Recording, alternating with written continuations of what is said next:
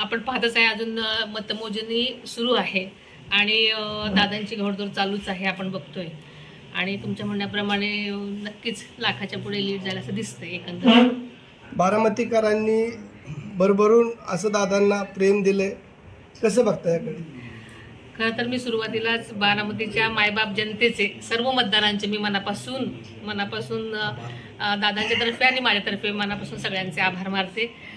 त्यांनी नेहमीप्रमाणेच दादांच्या पाठीशी खंबीरपणे उभं राहण्याची भूमिका घेतली आणि दाखवून दिलं की बारामती हे दादांचं कुटुंब आहे खरं तर खऱ्या अर्थानं। अजितदादांना थोड्याच वेळापूर्वी अमित शहांचा देखील फोन आला होता, अशी काय चर्चा झाली का आता? म्हणजे एकंदरीत जी स्वप्न बारामतीकरांचं आहे ती पूर्ण होईल?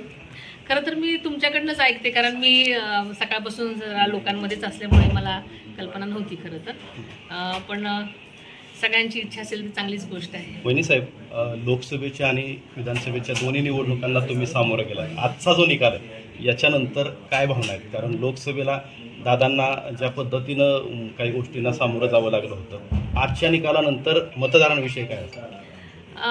मतदार राजा शहाणा आहे, आपल्याला माहिती आहे की खूप हुशार आहे आणि दादांचं काम जे होतं पहिल्यापासूनच म्हणजे विधानसभेचा प्रचार करायला सुरुवात केल्यापासूनच बारामतीचा प्रत्येक मतदाराला माहिती होतं की दादांनी केलेल्या कामाचा प्रत्यक्ष अप्रत्यक्ष त्यांच्या जीवनावर झालेला प्रतिसाद म्हणजे जो परिणाम आहे तो प्रत्येकजण बोलून दाखवत होता आणि प्रत्येकजण म्हणत होतं की आम्ही दादांच्याच पाठीशी खंबीरपणे उभं राहणार आहोत।